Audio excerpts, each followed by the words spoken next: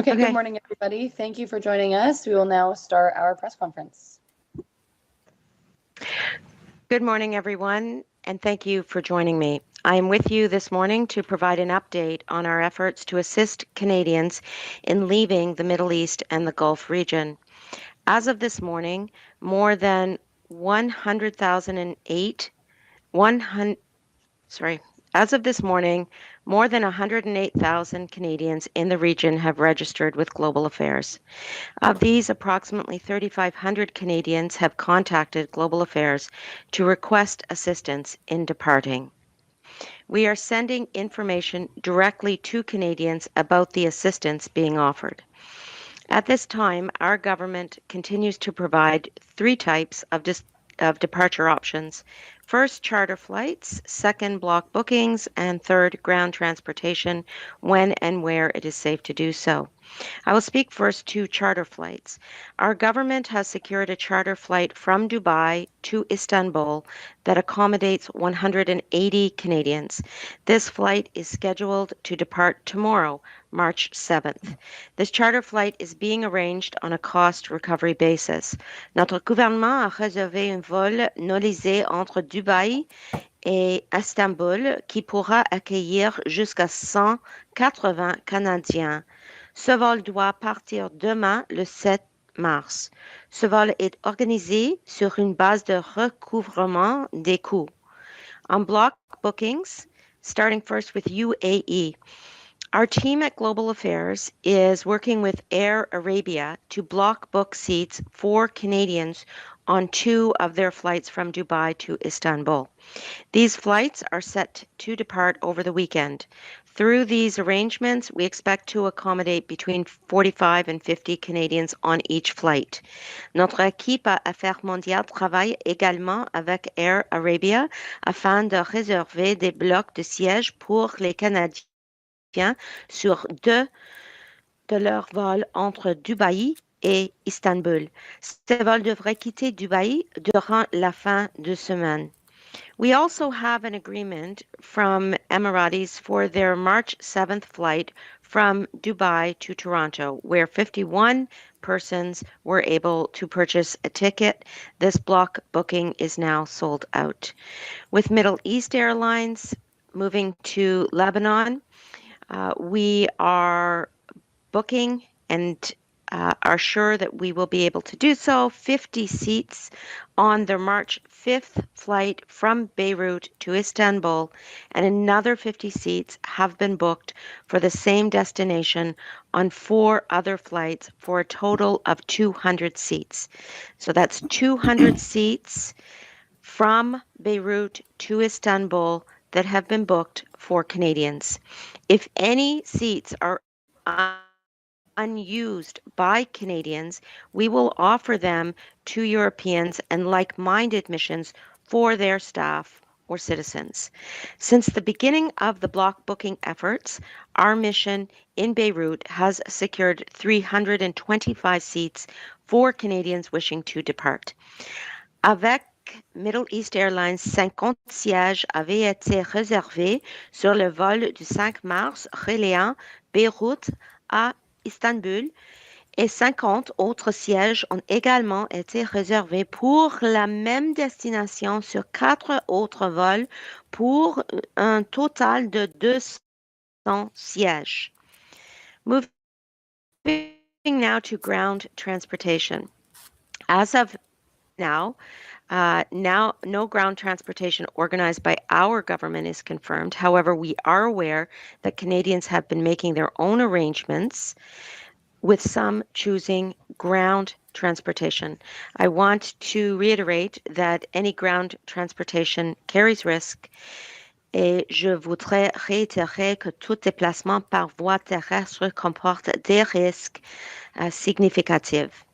The situation, in conclusion, across the region remains volatile and unpredictable, and that is why we have a team here at GAC working 24 hours a day to provide updates to those who have registered. And we strongly, in that vein, encourage Canadians abroad to register with our ROCA program to receive up-to-date information rapidly. You can contact us 24/7 at our Emergency Watch and Response Center at 613-996-8885 or me-mo.sos@international.gc.ca, and we will provide updates as the situation evolves. And with that, I can take your questions. Thank you. Merci, Madame la Ministre. On va maintenant commencer la conférence de presse. Pour prendre des questions, s'il vous plaît, lavez votre main. Thank you, everyone. We will now start the press conference. Please raise your hand. We will go in order of hands raised, and it will be one question, one follow-up. Thank you very much.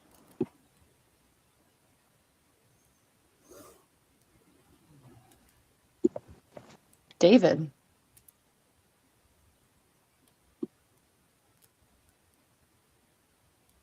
There we go. I'm unmuted. All right. Minister, thank you very much for speaking to us. I understand that either you have or later today you will be having a briefing with your caucus colleagues. And there are probably many reporters on this call who have spoken to some of your caucus colleagues, sometimes in confidence, sometimes not, who are a little nervous, to say the least, about our overall response to this, the Prime Minister's response. Do we support this military action with regret? We don't. Are we sending troops, etc.? They seem to be a little concerned. So when you speak to your caucus colleagues today, what will you be telling those who, as I say, might be a bit nervous of the way we're responding to this? So the primary purpose of the call with our caucus colleagues today is to outline the efforts that we've been making for many of the constituents in their ridings relating to consular supports. And indeed, I've been in touch throughout the week with my caucus colleagues on that very issue through various means of communication. In addition, as you have heard from our Prime Minister, that Canada has long recognized the Islamic Republic of Iran as the principal source of instability and terror in the Middle East. And despite 2 decades of diplomacy and IAEA oversight, Iran has not dismantled its nuclear program or halted enrichment. Canada's taken action, significant action, in fact, relating to this very point, declaring the IRGC as a terrorist entity, imposing more than 500 sanctions on individuals and entities of the Iranian regime, and coordinating pressure with international partners. And so that will be part of the messaging that we will be ensuring is addressed today. But let's be clear, my purpose is, as Foreign Minister, to make sure that I am doing whatever possible to support Canadians in the region, over 160,000 Canadians at that, and making sure that they have means to exit the region should they wish to do so. Thank you. General Carignan today is going to participate in a meeting through NATO with other military leaders about potential response. And while I recognize that that's more Minister McGuinty's bailiwick, I wonder if you have had any contact with your counterparts in Gulf states about what Canada might do to protect, assist in beyond sort of diplomacy, possibly in military ways. Have you been involved in any conversations with some of your Gulf state colleagues? So I have indicated in my social media the significant conversations that I have had across the Middle East and Gulf region, as well as with my G7 counterparts over the past number of days. We stay in very close touch by text, by phone call, and we will continue to do so given that we have very close partnerships throughout the region. I want to be clear that we have no intention to participate in Operation Epic Fury. We were not consulted on this military operation and have not participated.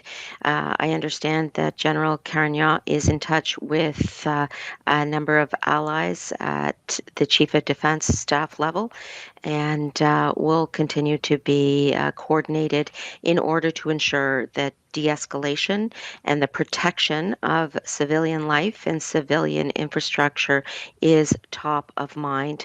As I mentioned, my focus is on the safety and security of Canadians as well. We are working very hard to get Canadians home. And on this briefing, I'm outlining a number of efforts that we've undertaken to do so. And I have an update that I'd like to offer on ground transportation as well. We have just confirmed 4 buses leaving Qatar to Saudi Arabia starting on Saturday. We have 180 seats on offer.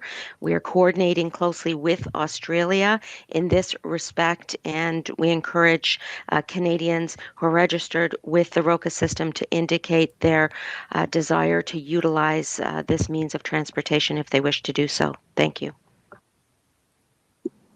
Thanks, David. Over to Marie.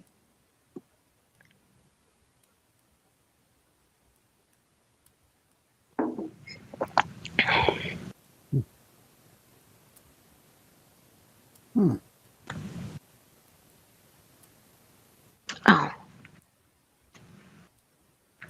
Hello? I don't hear anybody. Hello, can you hear me now? Hello?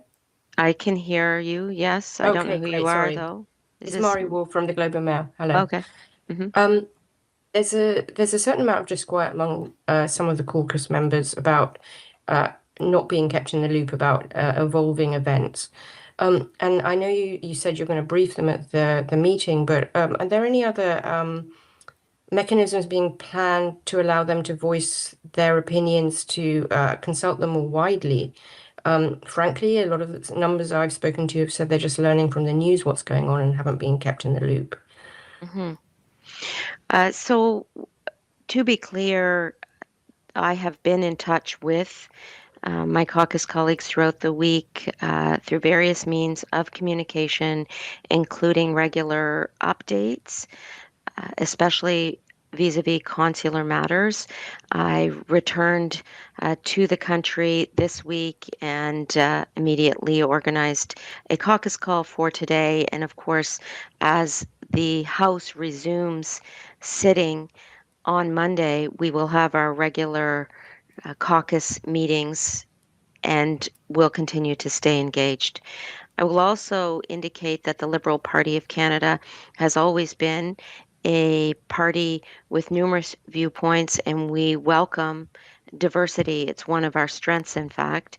And so I have great respect for my caucus colleagues across the board and very much look forward to hearing their viewpoints, as I know the Prime Minister does as well.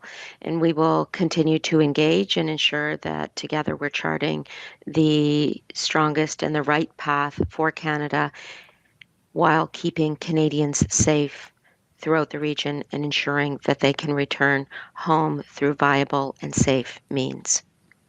Yeah, just on that, Canadians and their families who want to board these flights, do they require up-to-date visas, passports? What if people's passports have expired? Are you expediting their renewal? Are you relaxing the rules slightly? Could you possibly let us know what's going on with that? Because I'm imagining there will be people with out-of-date passports who really want to get out.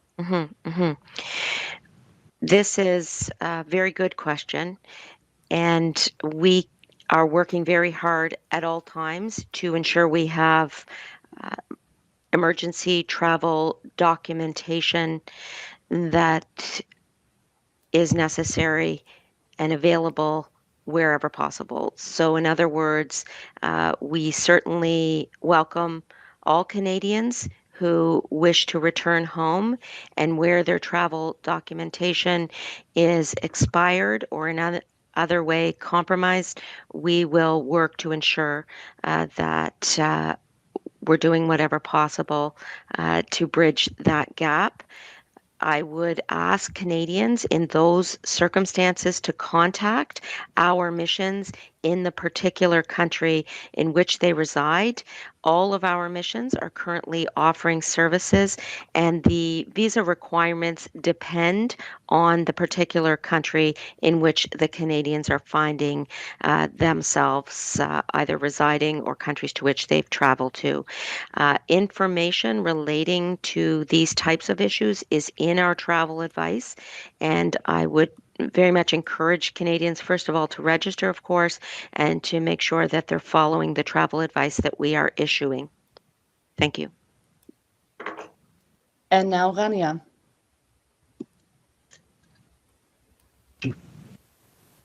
Yes, can you hear me? Vous m'entendez? Oui.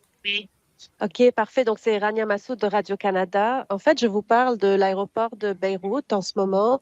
Je parlais avec des Canadiens qui sont sur le point de monter à bord d'un avion où il y a des sièges réservés. Ma question, c'est, le Liban compte quand même un grand nombre de Canadiens, 23 000, je pense, inscrits. Et 200 sièges réservés pour les prochains jours, ça semble peu. Est-ce que vous allez en réserver encore plus? Oui, bien sûr. Notre intention est de continuer d'avoir des options pour les Canadiens dans toute la région et surtout dans le Liban et d'autres pays aussi. Donc, comme vous avez vu, nous avons s'assurer que nous avons les block bookings, mais aussi une vol, surtout pour les Canadiennes. Donc, c'est toujours notre priorité, 325 sièges, par exemple. Et aussi hier, nous avons vu un vol et c'était un des seuls vols qui a quitté la région. Donc, nous continuons de réserver les sièges comme nous pouvons le faire. Et ma deuxième question, c'est par rapport au cas où l'aéroport est fermé, où il y a une menace sur l'aéroport, ou qu'il n'y a plus de vol possible. Est-ce qu'il y a un plan B? Oui, bien sûr. Oui, toujours nous cherchons des options. Et la situation est volatile et nous devons être flexibles avec nos plans aussi. Donc, à ce moment, si ce n'est pas possible de voyager par terrain, nous continuons de chercher des autres options. La première pièce de conseil est de rester en place, de suivre le conseil local. Mais aussi, nous travaillons avec d'autres pays. Par exemple, nous avons vu que le gouvernement d'Israël a déjà réservé des autobus pour des citoyens partout dans le monde qui sont là. Donc, les Canadiens ont déjà utiliser ces moyens de transportation, de quitter la région et en total 131, that's 131 Canadiens ont quitté d'Israël déjà sur les autobus.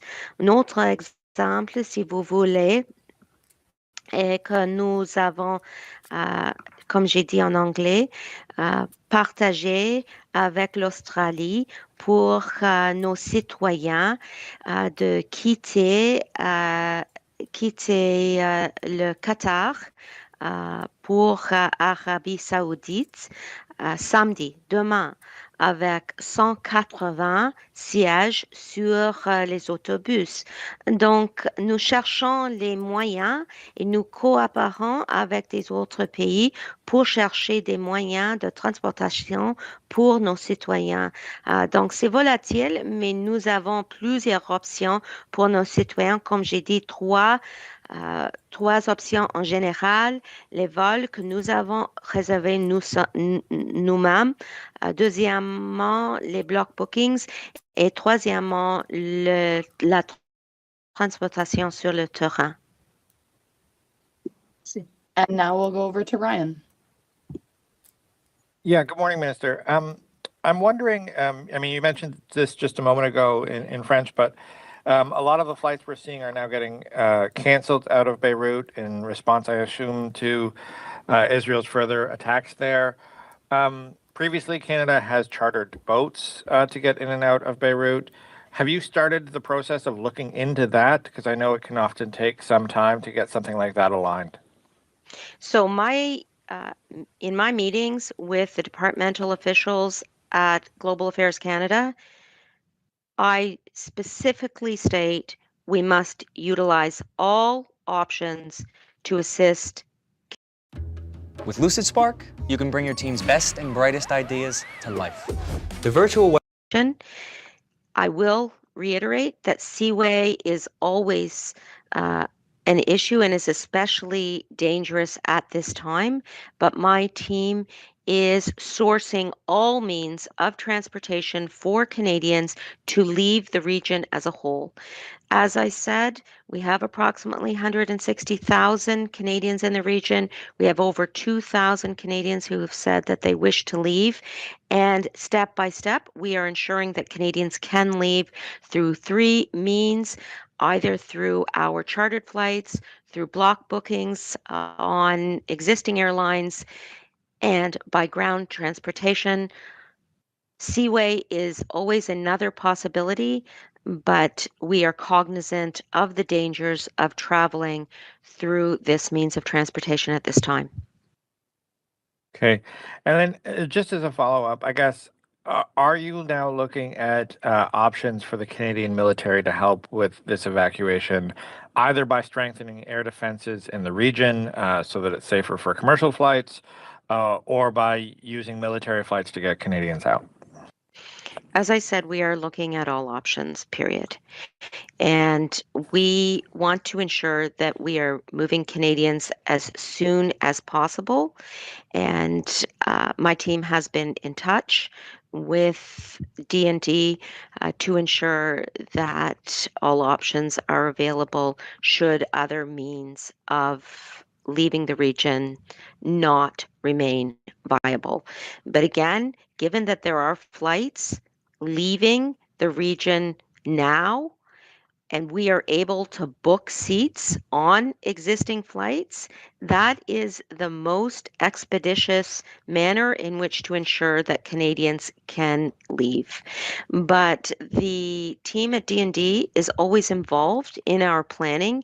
And of course, as we've done in several other instances in the recent past, including when I was the minister at the Department of National Defense, we include them in our planning and we ensure that options relating to military capabilities are part of potential planning. Thank you. Now we'll go to David. Good morning, Minister. Can you hear me all right? Yep. Mr. David Baxter with the Canadian Press. The other day, General Karen Young was talking about the possibility of speaking with other Gulf nations to see what they may need and what Canada can potentially do to support. I know it's a bit more of a defense question, but if you can put your old hat on for one more second, what can you tell us about the rationale for considering sending military assets to the Gulf states when they aren't a NATO member at this point? I want to be clear that the conversations that are happening at the military level are ones that I am not involved in as the member of Parliament in an Ontario riding who's concerned for citizens in this riding, and as the Minister of Foreign Affairs is concerned for citizens across this country. I am very much focused on the consular supports that we are offering for Canadians. We are not anticipating military involvement at this time. And as I said, we have no intention to participate in Operation Epic Fury. The work that General Carignan is doing is part and parcel of our dialogue with allies that occurs regularly. And once her conversations are concluded, I expect to have a readout and engage with Minister McGuinty about next steps. Thank you. David, we will wrap after your follow-up question. Will be our last question. All right, no, thanks for the heads up there. And just, Minister, I want to ask you about some of the criticism the government's gotten over the last few days on contradictory messaging around the war. At first, it was, yes, we support what the U.S. is doing, but now we support this with regret. The conflict of Iran is a failure of the international system, but now we're also calling for diplomacy when that is an option, but accepting the American argument that at this point, diplomacy with Iran has failed, and we have to take the world as it is. So can you explain how these different messages meld into something that illustrates Canada's point on this conflict, and how much of this has to do with the upcoming Kuzma review and not trying to tick off the Americans? Okay, let me succinctly state 3 main points. Okay, first, Canada has long called for the dismantling of Iran's nuclear program and the importance of compliance with the Nuclear Non-Proliferation Treaty. We believe in ensuring that we are doing our part for greater stability, and that includes declaring Iran's IRGC as a terrorist entity, imposing over 500 sanctions on individuals and organizations, and ensuring that we support the people of Iran in any way we possibly can. That's the first point. The second point is that we reaffirm that international law binds all parties, and there is no blank check in terms of the operation that is being undertaken. And the third point is that the safety and security of civilians is of the utmost importance. And in that vein, de-escalation is top of mind in every conversation that I have with our partners in the Middle East and the Gulf region. I am working as the Foreign Minister to bring Canadians home as soon as possible. And you have seen us put numerous options on the table for Canadians. The work continues, and I will keep this group and Canadians up to date with the latest travel arrangements that we are putting in place. Et peut-être je pourrais ajouter quelque chose en français aussi. La sécurité de nos citoyens dans la région est notre priorité à ce moment. Il y a des menaces là dans la région, et je vais travailler et je vais continuer de travailler avec nos partenaires, nos alliés, pour s'assurer que les Canadiens et Canadiennes peuvent retourner chez nous aussitôt que possible. Ça, c'est notre priorité, et on va continuer de travailler là-dessus. Thank you so much, everyone. Thank you. All right, there you have it. We're going to end it there and ask you for your comments in the comments area, and like, follow, subscribe. Thanks for joining us. Have a good morning.